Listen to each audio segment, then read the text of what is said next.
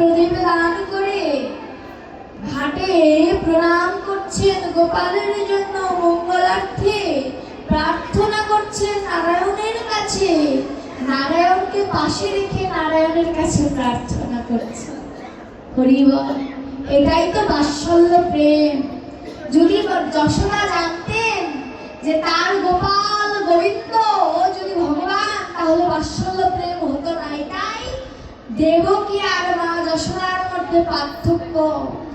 দেবকী তার সামনে চতুর্ভুজ নারায়ণ রূপ ধারণ করেছিলেন বলে দেবকী কোনোদিন গোবিন্দের প্রণাম গ্রহণ করতে পারেনি, গোবিন্দকে উল্টো প্রণাম করেছে। আর এদিকে আমার মা যশোদা সেই গোপালকে বেঁধে রেখেছে।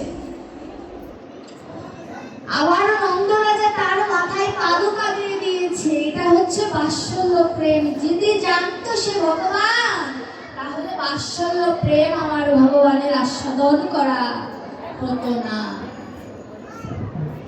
এবার কি করেছে মা যশোদা? প্রণাম করছে।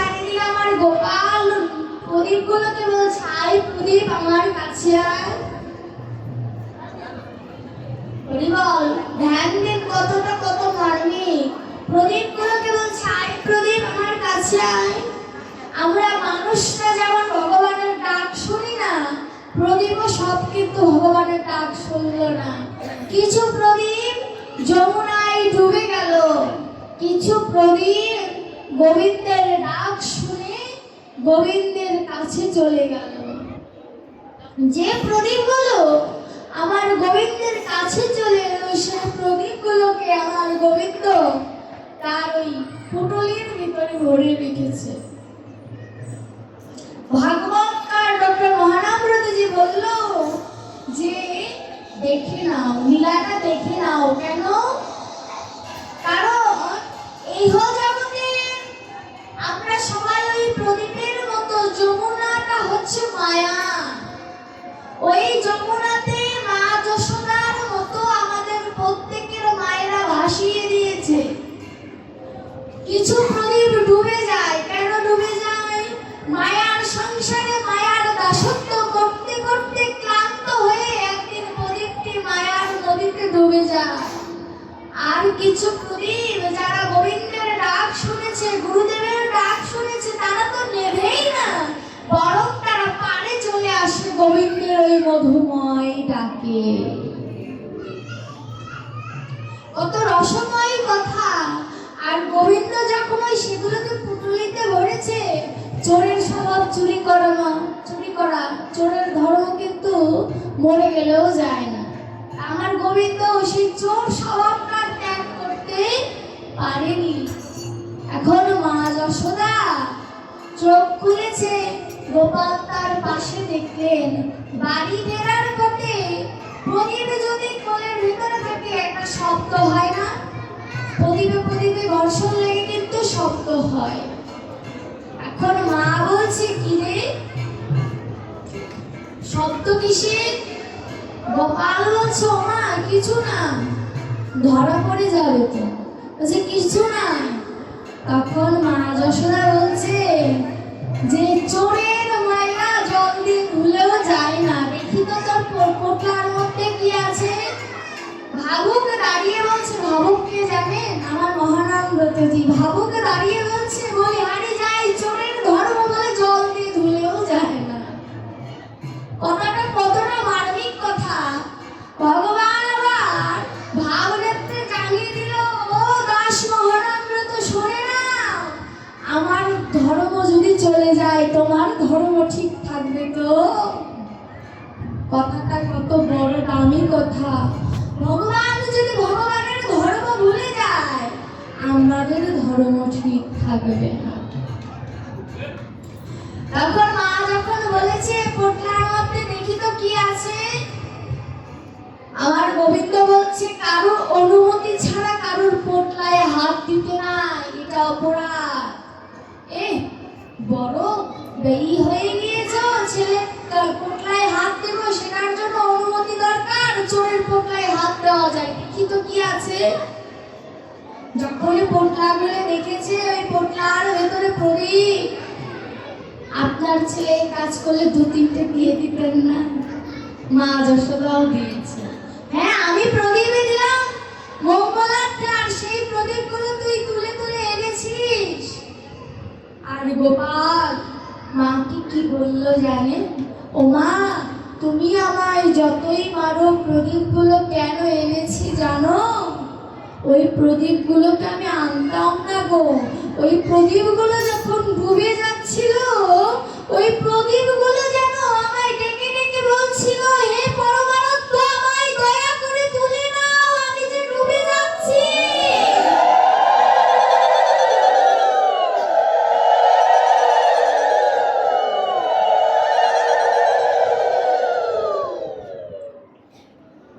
কথাটা কিন্তু অনেক ভেতরের কথা। হে পরমানন্দ, আমায় তুলে নাও, আমি ডুবে যাচ্ছি। মহারামৃতজি লিখলেন যে ভগবান তো সত্য কথাই বলেছে, যারা মায়ার সংসারে ডুবতে ডুবতে ভগবানকে স্মরণ করে, ভগবানকে আর তাদের না তুলে থাকতে পারে। ভগবান তার করুণাময়, তিনি যদি ভক্তকে রক্ষা না করে, ভক্তকে রক্ষা করবে কে? যখন এই কথা বলেছে, মা যশোদা এমনি তো ভগবানকে পায় নাই, অবশ্যই গুণ ছিল দেখে পেয়েছে।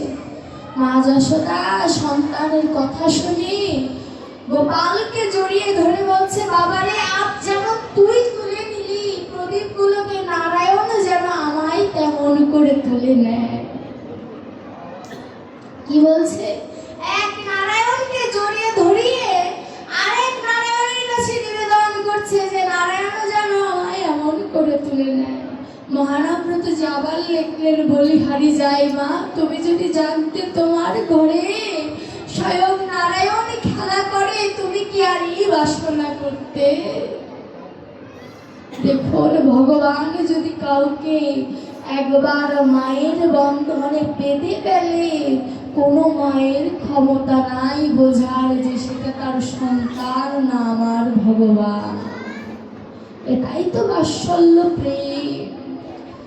এই জগতে মায়েরা তার সন্তানকে ভালোবাসে। সন্তান অনেক সময় কত আঘাত দেয়, কত বাজে কথা, আন কথা, কুকথা, কত কথা বলে, কিন্তু কেউ যদি আমার গোপালকে সন্তান রূপে ভালোবাসে, মা সন্তানকে বকা দিতেই পারে, গোপালকে বকা দিতেই পারে, কিন্তু গোপাল কোনোদিন মায়ের মুখের তো উপরে আঙুল তুলে এই পর্যন্ত কোনো শাস্ত্রে নাই বলেছে মা যশোদাকে, মা তুমি আমায় বাঁধলে কেন? বরং সখাদের বলেছিল, সখারে, তোদের মা, কিন্তু আমার মায়ের মতো কোনো মা এই জগতে নাই। কেন জানিস? অন্যের মায়ের অনেক আছে, কিন্তু আমি যে আমার মায়ের একা গোপাল রে। আমি যদি এই জগৎ থেকে হারিয়ে যাই, আমার মা যশোদা যে প্রাণে বাঁচবে না। কথাটা কত মরমের কথা।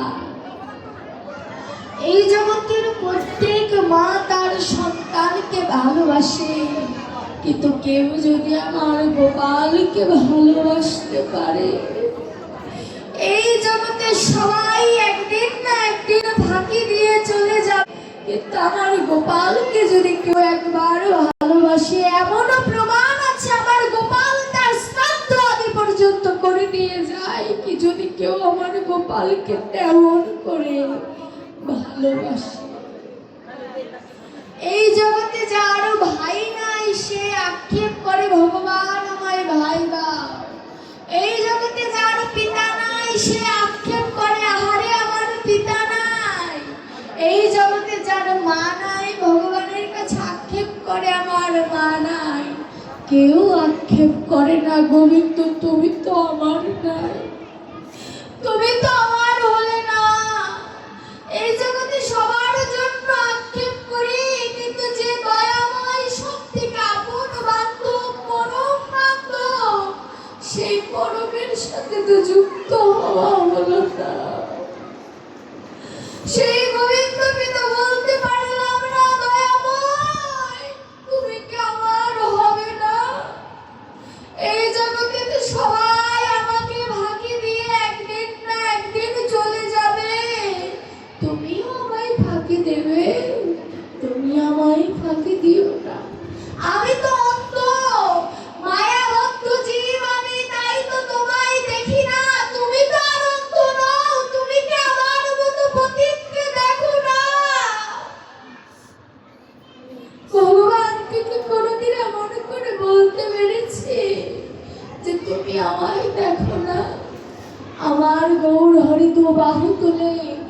বাহু উচ্চ স্বরে তুলে বলছে, আয় ভক্ত আমার কাছে আয়।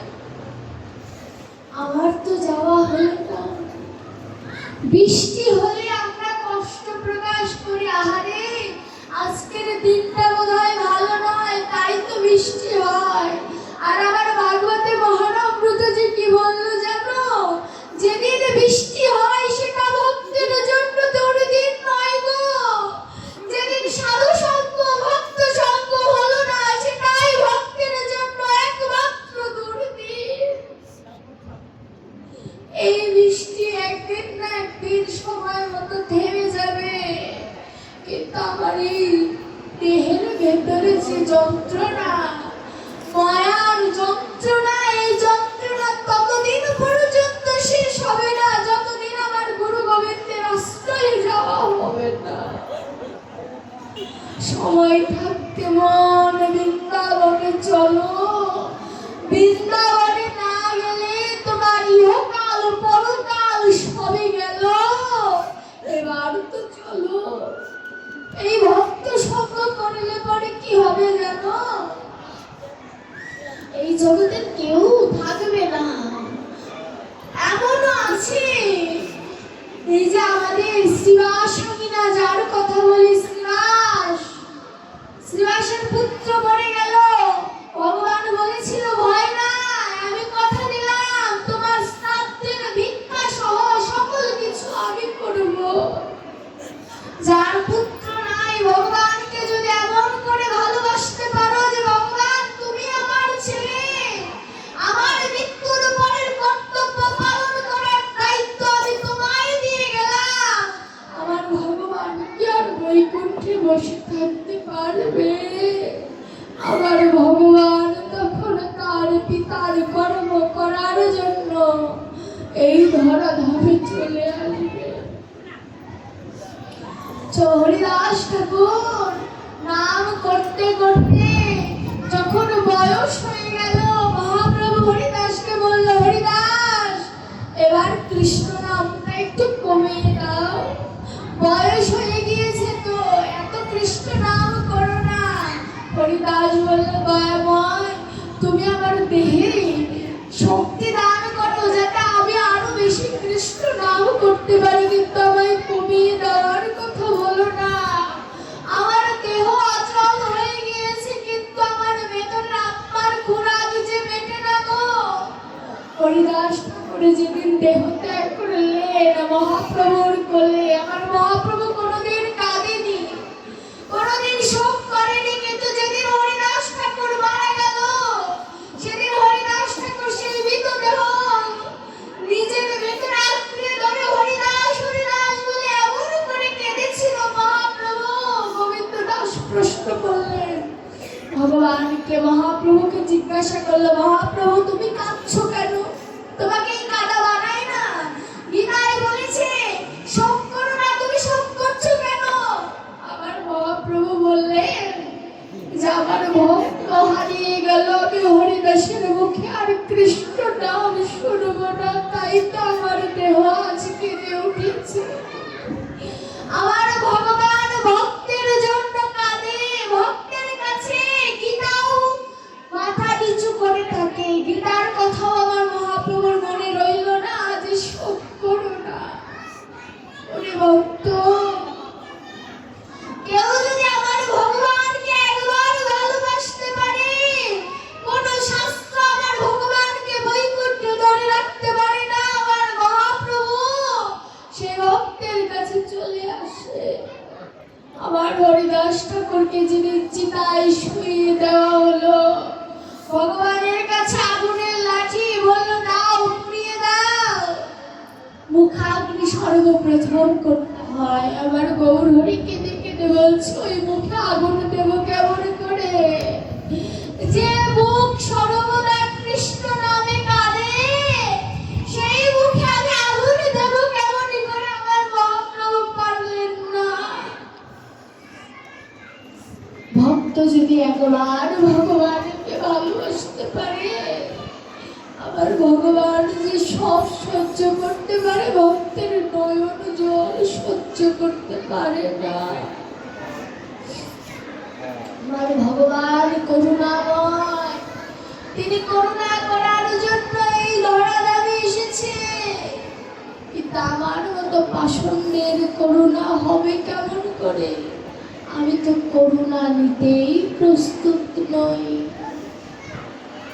মহানাম ব্রতজি বললেন, যদি বাজারে স্বর্ণ যদি বিনামূল্যে বিক্রি হয়, স্বর্ণের যেমন মূল্য থাকে না, আমার মহাপ্রভুর মূল্যটাও তেমন হয়ে গিয়েছে আমাদের কাছে। কারণ মহাপ্রভু তো বেছে বেছে দেয়নি গো কৃষ্ণটা, সবাইকে কৃষ্ণ নাম দিয়েছে, তাই তার মূল্য দিতে জানি না। আমার ভগবান চিন্তা করেছেন, যজ্ঞ করা কলিহত জীবের জন্য সম্ভব নয়, ভক্তের সেবা দেওয়া কলিহত জীবের জন্য সম্ভব নয়। সংকীর্ণ মন দিয়ে কোনোদিন সেবা হয় না, পূজা হয় না, যজ্ঞ হয় না। তাই তো আমার মহাপ্রভু কৃষ্ণ নাম আনলেন। এই কৃষ্ণ নাম করতে করতে যদি কিঞ্চিত পরিমাণে ভক্তি যদি সঞ্চার হয়, তবে দেহের সার্থকতা। এই দেহটা আজ ভোগের দেহ হয়ে গিয়েছে, যে যেমন করে পারছে ভোগ করছে, কিন্তু এই দেহটা তো ভোগের পাত্র ছিল না। এই দেহটা গোবিন্দের চরণে লাগানোর কথা ছিল। এই যে অধিবাস হবে বাবা, অধিবাস কি শুধু নামযজ্ঞের হয়, আর কোথাও অধিবাস হয় না? হয়, কোথায় হয়? বিয়েতে অধিবাস হয়, তাই না? আমরা মরে গেলেও আমাদের অধিবাস হবে তুলসী তলায়। ভাবুক, গান গাইলেন না, সখী তোরা শুনে যা, গোনা দিন ফুরিয়ে যায়, আবার আসিস আমার বিয়ে। আমার বিয়ের সাজন ললাটে চন্দন কে মাখাবি বল আমার গায়। সখী তোরা শুনে যা, গোনা দিন ফুরিয়ে যায়, আবার আসিস আমার বিয়ে। রাধারানীর ভাব নিয়ে গানটি লেখা। কথাটা হচ্ছে, অধিবাস হয় কোথায়? তুলসী তলায়। যে জায়গায় দেহটা রাখে, ওই জায়গায় চারটে খুঁটি রেখে মালসা বলিয়ে সেখানে একটি তুলসী গাছ বপন করে সেখানে প্রতিদিন কৃষ্ণ নাম করা হয়, যতদিন শ্রাদ্ধ না হয়। অধিবাস। প্রশ্নটা হচ্ছে, আমি যখন মারা যাব, আমাকে কোনো স্বর্ণ অলংকার দেবে না, আমাকে তিলক দিয়ে সাজিয়ে দেবে, কিন্তু আমি বেঁচে থাকতে ওই তিলকটা আমি ধারণ করলাম না। যে তুলসীর মালা আমি গলায় পরলাম না, মরে যাওয়ার পর আমার গাছ মাথার সোজাসুজি একটি তুলসী গাছ বপন করে দেবে। ওই তুলসী গাছ গোবিন্দের কাছে কাঁদে, যো দয়াময়, একবার করুণা করো, তোমার করুণার আশিস ঢেলে দাও। কিন্তু সেই তুলসী ধারণ করা হলো না। ভগবান কি বারবার মনে করিয়ে দিচ্ছে, এই যে নাম যজ্ঞটা কেন কেন হচ্ছে, নাম যজ্ঞটা, এই নাম যজ্ঞটাও মনে করিয়ে দেওয়ার কারণ। এই যে ভাগবত হলো, অধিবাস হবে, কীর্তন হবে, বিশ্রাম হবে। আপনি মারা গেলে এই তিনটি কাজ হবে। আপনি মারা গেলে যতক্ষণ ঘরে থাকবে একজন গীতা পাঠ করবে, তারপরে অধিবাস হবে, তারপরে নাম কীর্তন করতে করতে আপনাকে শ্মশান ঘাটে নিয়ে যাবে। এই নাম কীর্তনটাই আপনাকে মনে করিয়ে দেওয়ার কথা। জোরে তুই প্রস্তুত হয়, এমন করে একদিন তোর শ্মশান যাত্রা তৈরি হবে। কিন্তু আমরা কি অনুভব করতে পারি? আমাদের কি বোধগম্য হয়? সোনার সংসার আমার, তিনতলা চারতলা বাড়ি, ওই চারতলা থেকে একদিন তোমাকে নিচে আসতে হবে। এটাই ধর্ম, তোমাকে নিচে আসতেই হবে। তুমি যত টাকা কোনো টাকাই তোমার সাথে যাবে না। যে গীতা তুমি একদিনও পড়লে না, মরার পরে সেই গীতা তোমার বুকে চাপিয়ে দিল, দেহটা শুদ্ধ হয়ে গেল, তোমার আত্মা তো তখন দেহের ভেতরে না। আত্মাটাকে শুদ্ধ করবে কি দিয়ে? দেহটা গীতার কারণে শুদ্ধ হয়ে গেল, কৃষ্ণ নাম তোমার কানে দিয়ে দিল, কিন্তু কান কি তখন শ্রবণ করে? শ্রবণ করে না। তোমার কান শুদ্ধ হয়ে গেল, কিন্তু তোমার আত্মা শুদ্ধ হবে কোথা থেকে? মরে গেলে এই 2 দিনের জগৎ কেউ মনে রাখবে না, কিন্তু ভগবান কিন্তু মনে রাখে। ভগবান মনে রাখেন কেন? আর ভগবান ছাড়া তো আমাদের কেউ নাই।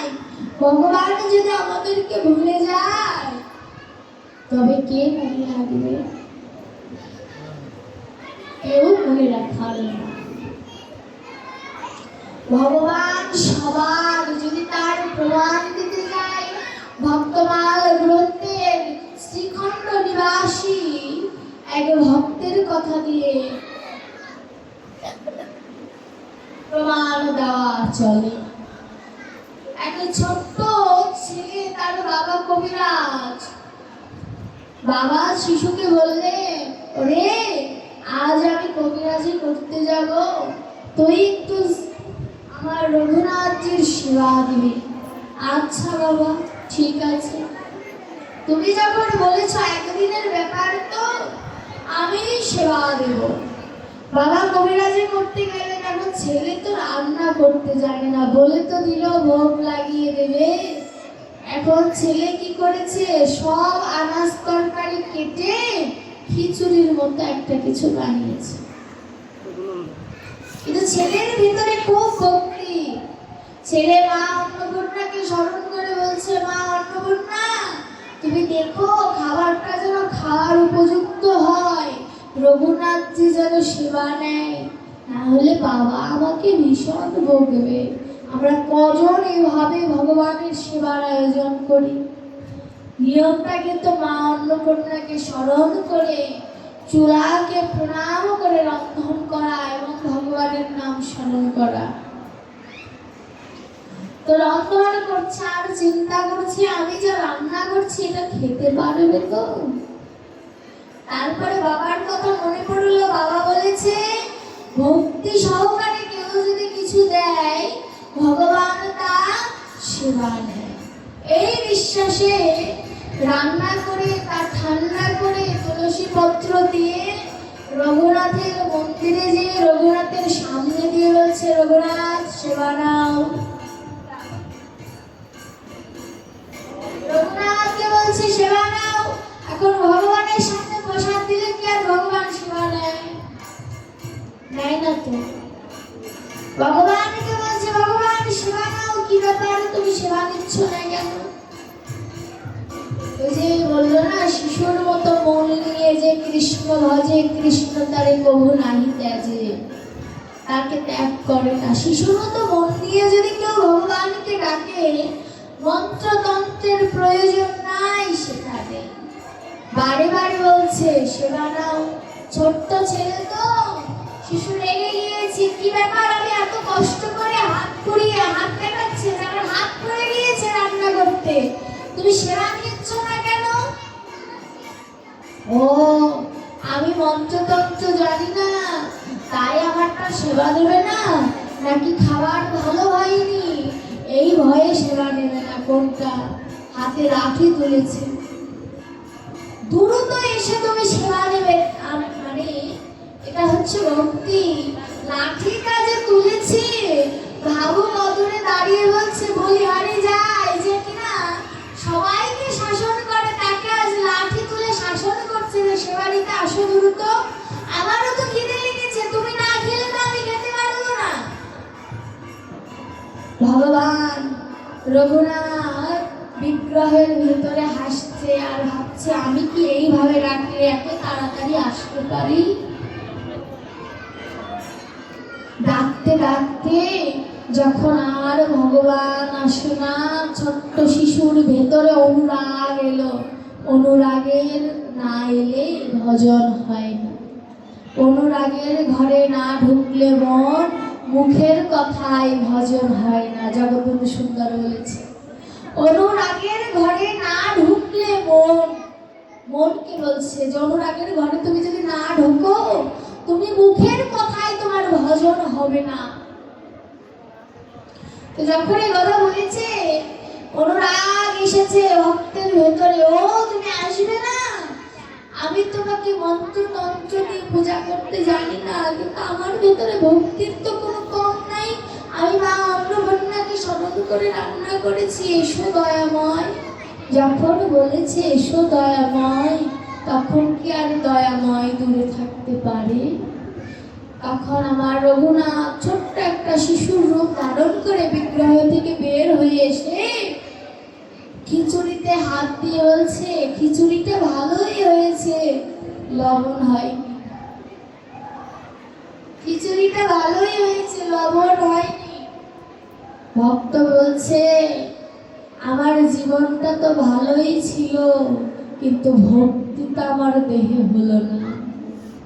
তোমার খাদ্যের মধ্যে যেমন লবণ হয়নি বলে তুমি আমাকে অভিযোগ দিলে, আমি বাবার কাছে শুনেছি এই দেহটা তোমার, আমার দেহের ভেতরে যে ভক্তিটা যে হয়নি, এই দায়বদ্ধতা তো তোমার। ভজনটা দেখেছেন কোথায়? ভক্ত হতে গেলে চতুরতা আসতে হয় ভেতরে, ভগবানকে ঠেকিয়ে দেওয়ার জন্য। বলছে আমি রান্না করেছি তাই রান্নার দোষ আমার, দেহটা যদি তোমার হয় এই দেহের দোষটাও তোমার। তাহলে আমরা কি কখনো গোবিন্দকে বলতে পারি?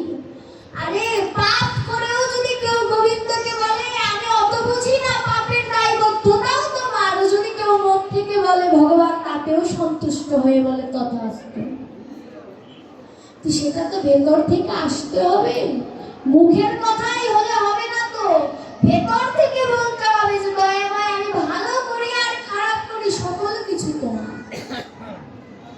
এটা হচ্ছে ভজন, এটাই হচ্ছে অনুরাগ।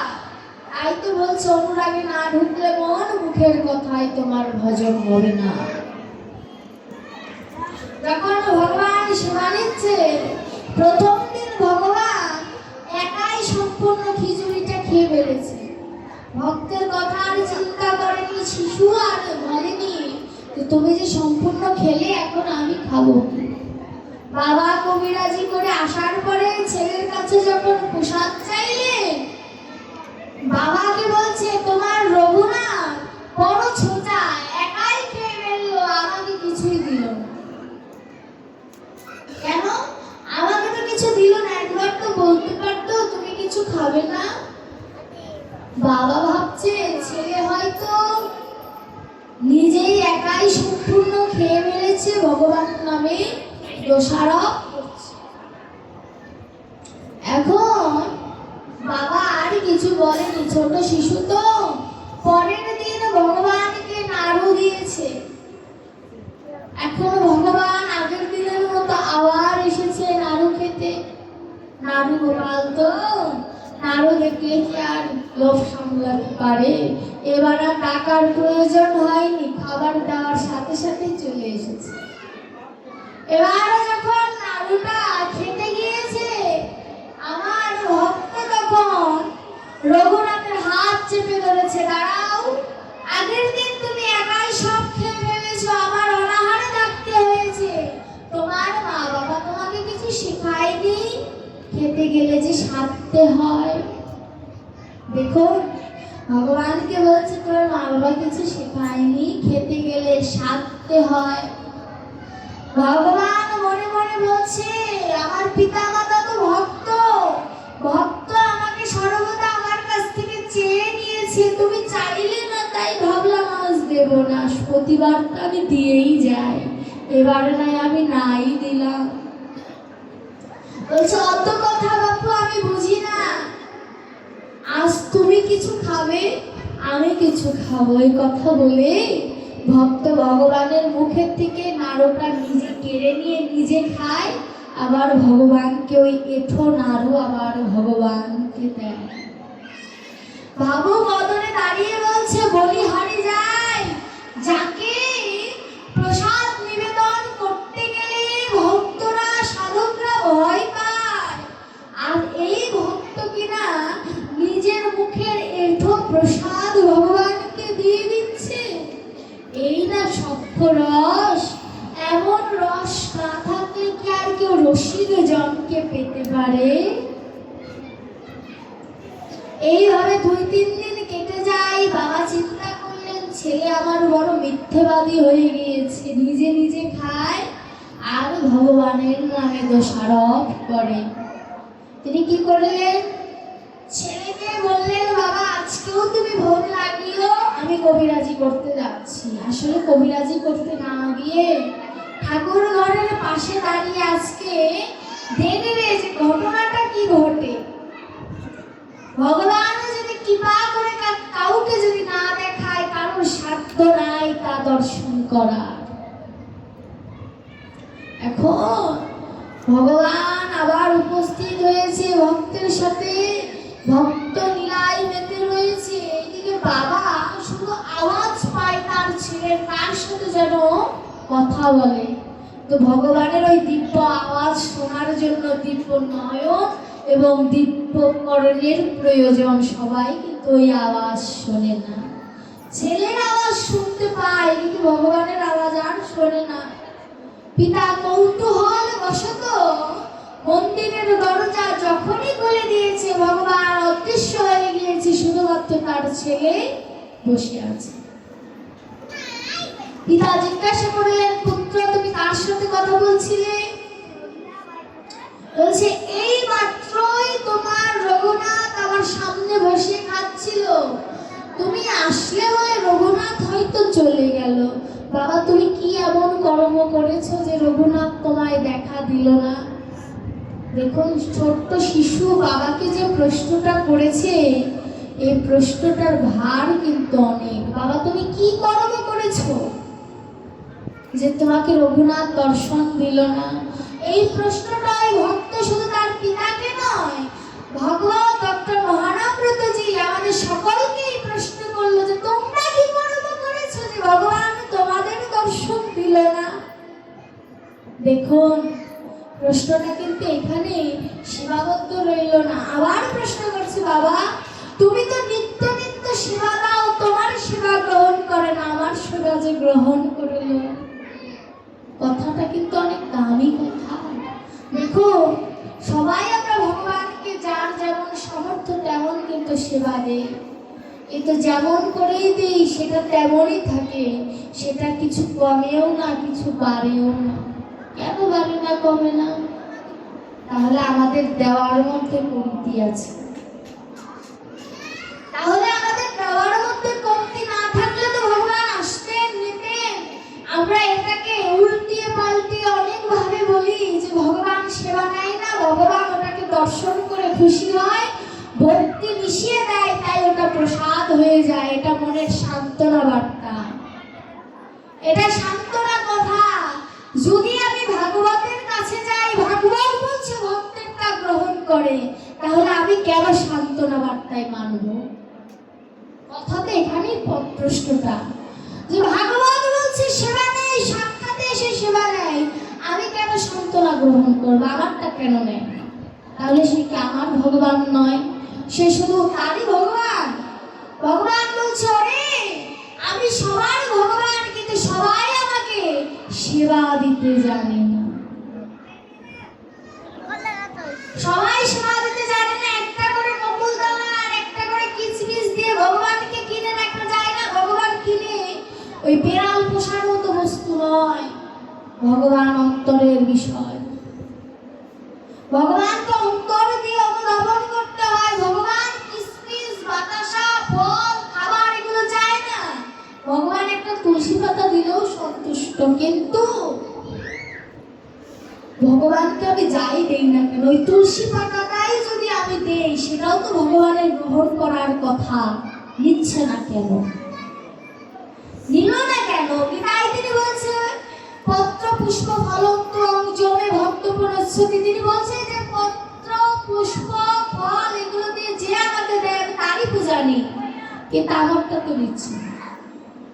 তিনি বলেছে কিন্তু নিচ্ছে না। তার মানে বুঝতে হবে যে আমার মনের ভেতরে এখনো সেই রকম ভক্তি আসেনি যে ভগবানকে আমি নিমন্ত্রণ করে আমার বাড়িতে সেবা দেব। এই যে আজ অধিবাস হচ্ছে, অধিবাসী কাদের নিমন্ত্রণ করা হচ্ছে? 64 মহন্ত, দ্বাদশ গোপাল, পঞ্চতত্ত্ব, গুরুদেব, বৈষ্ণব আদি সবাইকে আজ নিমন্ত্রণ করছে। তো নিমন্ত্রণটা করার নিয়মটাও আমরা বলে দিয়েছি। চারপাশে 4টা খুঁটি গেড়ে দিলাম, ভগবানকে ওম কৃষ্ণায় নমঃ, ওম গোবিন্দায় নমঃ, পঞ্চতত্ত্বজ্ঞ নমঃ বলে দিলাম, ভগবান চলে আসবে। এত সোজা। আমাকে ভিজিটিং কার্ড দেয়, তারপরে আমাকে অনেকে নিমন্ত্রণ দেয় না, দিলেও একটা কার্ড পাঠায়, তাও যায় না। আর যিনি পরমারাধ্য তাকে একটু ডাকবো আর চলে আসবে, এত সোজা নয়। সেটাও মহানন্দজি শিখিয়ে দিলেন যে ভগবানকে নিমন্ত্রণ করবে কেমন করে জানো? গলে বস্ত্র নিয়ে, বস্ত্রের শেষ ভাগ হাতে ধারণ করে বলতে হবে, হে গয়, আমার যোগ্যতা নাই তোমায় নিমন্ত্রণ করার, তুমি কৃপা করে, তুমি যে আঙিনায় আমায় থাকতে দিয়েছো, কৃপা করে একবার তোমার ওই চরণ ধুলি আমায় দান করো। ওই চরণ ধুলি নিয়ে যেন আমার জীবন ধন্য হয়।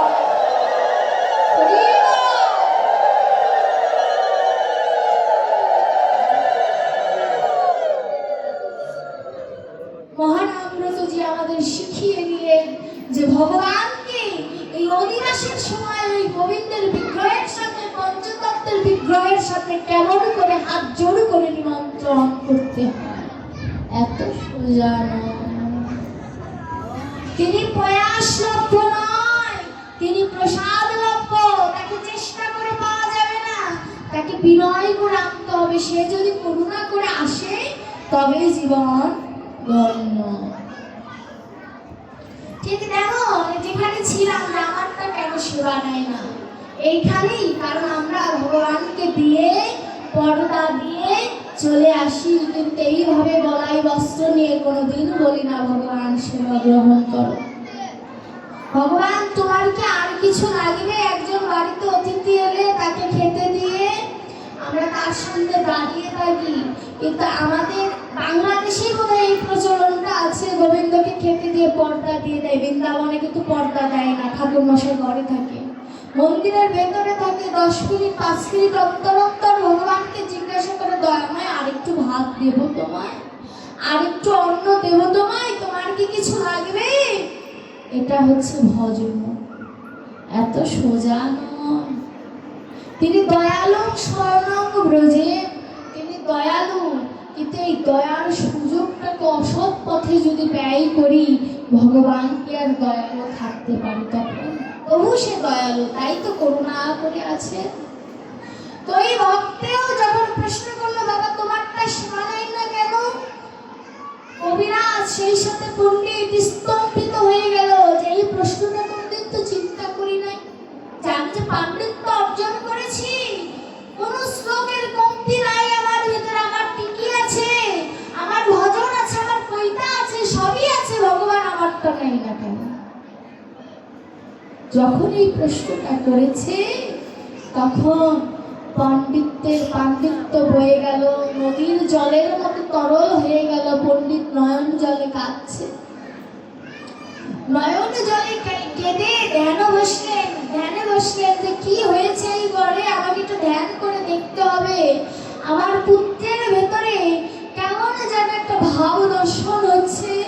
দেখবেন যারা ভক্ত তাদের একটা গায়ের জ্যোতি অন্যরকম থাকে, তাদের জ্যোতি মানে ইংরেজিতে বলে গ্লেজ দেয়, বলে না, আমরা অনেকে বলি, একটা উজ্জ্বলতার সৃষ্টি হয়, যেন দেখেই মনে হয় কালিঙ্গন করি, একটু হরে কৃষ্ণ বলে একটু প্রণাম করি। তো তার ছেলেকে দেখে মনে হচ্ছে তার পুত্র তার থেকে ছোট, কিন্তু দেখে মনে হচ্ছে যেন একটু পায়ে হাত দিয়ে প্রণাম করি। পুত্রের এই সন্দেহ দেখে পিতা চিন্তা করলেন, আমি একটু ধ্যানে বসে দেখি যে এই ঘরে কি হয়েছে। ধ্যানে বসে দেখলেন রঘুনাথ স্বয়ং এসে তার পুত্রের কাছে সেবা গ্রহণ করেছে। পিতা বলছে, ওরে পুত্র, তুই যে প্রশ্নটা করেছিস, এই প্রশ্নটা আমি জীবনে নিজেকে কোনোদিন করি নাই। যদি করতাম, ভগবান হয়তো আমারটাও গ্রহণ করত। তুই আমায় বলতে পারিস ভগবান কোথায় দাঁড়িয়েছিল, রঘুনাথ কোথায় দাঁড়িয়েছিল? দেখিয়ে দিলেন ওই জায়গাটায় রঘুনাথ দাঁড়িয়েছিল। পিতা ওই জায়গাটায় ধুলায় গড়াগড়ি দিয়ে রঘুনাথ বলে যখন চিৎকার দিয়েছে, পুত্রের ভেতরে তখন আশঙ্কা ঢুকলো, কি ব্যাপার, আমার পিতা চিৎকার দেয় কেন? কারণ পুত্র তো জানে না ভগবান এসেছে কার কাছে। পিতা পুত্রকে বলছো, ওরে পুত্র, তুই আমার কাছে আয় বাবা, তোর চরণ ধরে একবার অঙ্গে রাখি। কি এমন সৌভাগ্য করেছিলাম যে তোর মতো পুত্র আমি পেয়েছি। আসলে আমারই পুত্র হওয়া প্রয়োজন ছিল, তোরই পিতা হওয়া প্রয়োজন ছিল। কেন?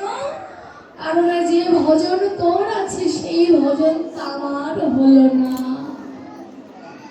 দেখুন, সুযোগ্য পুত্র যদি কারোর ঘরে থাকে, কারোর ঘরে যদি সুযোগ্য কন্যা থাকে, ভগবান বিগ্রহ মধ্যে থাকতে পারে না। ভগবান তখন সাক্ষাৎ ভক্তের কাছে চলে আসে। রঘুনাথের বিগ্রহের সামনে রঘুনাথকে বলছে, প্রভু, আমার এই দেহের মধ্যে অনন্ত কোটি কালের অপরাধ জমা রয়েছে, তাই হয়তো তুমি আমায় দর্শন দিলে না, কিন্তু তাতে আমার কোনো দুঃখ নাই। আমি তোমাকে বলবো না যে আমাকে দর্শন দাও।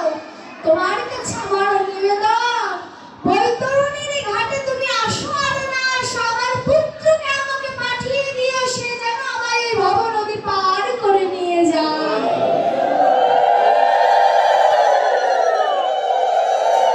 পুত্র যেন পার করে নিয়ে যায়। হে ভক্তগণ, ওই শ্রীখণ্ড নিবাসী ওই ভক্তের সুকৃতি ছিল, তাই এমন পুত্র পেয়েছে। আমার গতি কি হবে?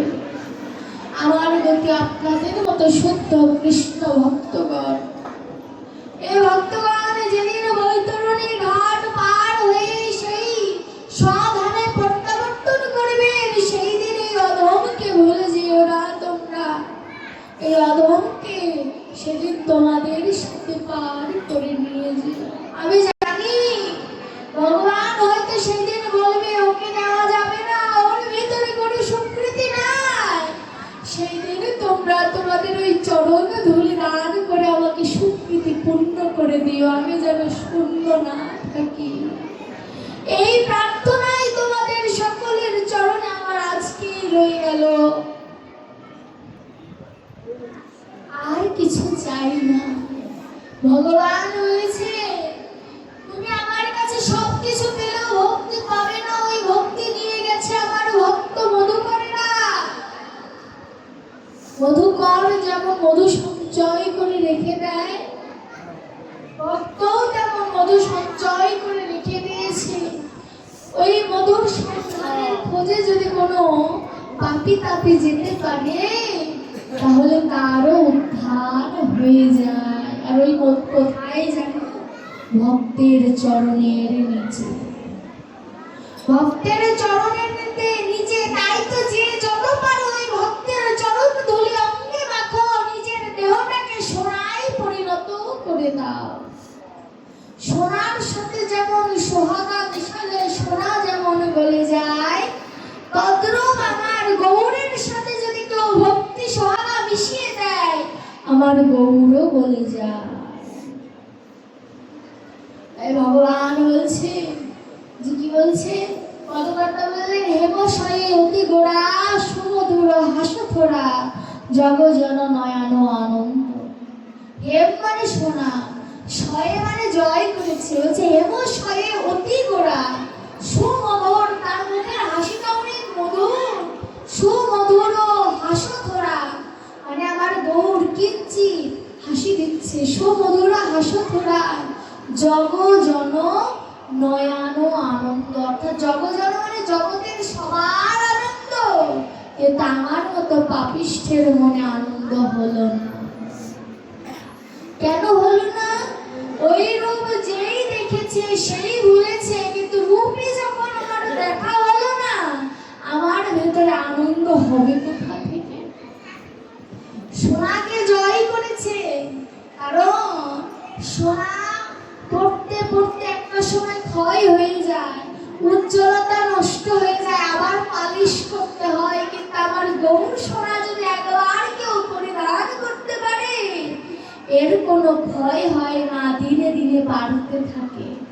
আবার গৌর সোনা যদি কেউ বিক্রি করতে চায়, কেউ যদি সেই সোনা নেয়, তবে সেও ধনী হয়ে যায়। কেমন ধনী? রায় ধনী যেমন ধনী ছিল, ঠিক তেমন করে সেই ভক্ত এই ধরাধামে রায়ের মতো ধনী হয়ে যায়। দেখুন কত মাধুর্যতা, কত শুদ্ধতা এই কৃষ্ণ নামের মধ্যে, এই গৌর নামের মধ্যে লুকিয়ে আছে। ও যে জগ জননয়ন অনন্ত। আবার বলছি আমার গৌরের ভাবটা কেমন জানো? বাম ভুজয় তনু বসনে অবৃত তনু। এই যে বামা নায়িকা গজগিনী মঙ্গ, তার হাঁটাটা কেমন, হাঁটছে কেমন করে? গজ মানে হাতি, আমার গৌর হাতি কেমন করে? হাতির মতো হেলে দুলে হাঁটে। আবার বলছে বাম ভুজয় বলো, মানে তার বসন দিয়ে বাম দিকটা ঢেকে রেখেছে, এমন করে ঢেকে রেখেছে। কেন বাম দিকটা এমন করে ঢেকে রেখেছে? কেন পুরুষ মানুষ যদি এমন করে ঢেকে রাখে, তাকে কেমন লাগতে পারে? মেয়ে মানুষের মতো। আমার রাধারানীর ভাবটা তো ভিতরে রয়েছে, বাম দিকটা ঢেকে রেখেছে। কেন? দক্ষিণ নায়ক আছে কিনা। যখন রাধা ভাবে আমার গৌর বিভোর হয়ে যায়, তখন সে চিন্তা করে আমার গোবিন্দ কোথায়। এক দেহে তো দুই ভাব, একই দেহে দুই ভাব। এগুলো মহানামৃত যে তার পদাবলী কীর্তনের মধ্যে এত সুন্দর করে ফুটিয়ে তুলেছে, যে পড়বে মহানামৃতজি বললেন এটা হচ্ছে চিনির পুতুল, যেদিকেই চুষবে সেই দিকেই মিষ্টি লাগবে। বলছে দক্ষিণ নায়ক আমার গোবিন্দ আছে কিনা সেটা দেখার জন্য আমার গৌর বাম নয়ন ঢেকে রেখে তেরা চোখে, মানে ওই এমন ভাবে তাকাচ্ছে যাতে কেউ যাতে না দেখে। রাধারানী যেমন করে বৃন্দাবনে সবার অগোচরে গোবিন্দের দিকে লক্ষ্য রাখতেন, তেমন করে তাকাচ্ছে। আবার এদিকে দেখুন বৃন্দাবনে আমার রাধারানী যমুনাতে জল আনতে যেতেন কেমন করে? ভরা কলসির জল ঢেলে গিয়ে তিনি যমুনায় যেতেন জল আনতে। মহানামৃতজি কলম দিলেন যে আমার রাধারানী কলসির জল ঢেলে দিয়ে যমুনায় যেত। কোন কলসির জল জানো? নয়ন কলসির জল ওই গোবিন্দের চরণে ঢেলে দিয়ে আবার ভক্তি যমুনায় নয়ন কলসি ডুবিয়ে জল আনতে যেত আমার রাধারানী। ভক্তিটা কোথায়? বেশি দ্রুত বলে ফেললাম হয়তো, বুঝুন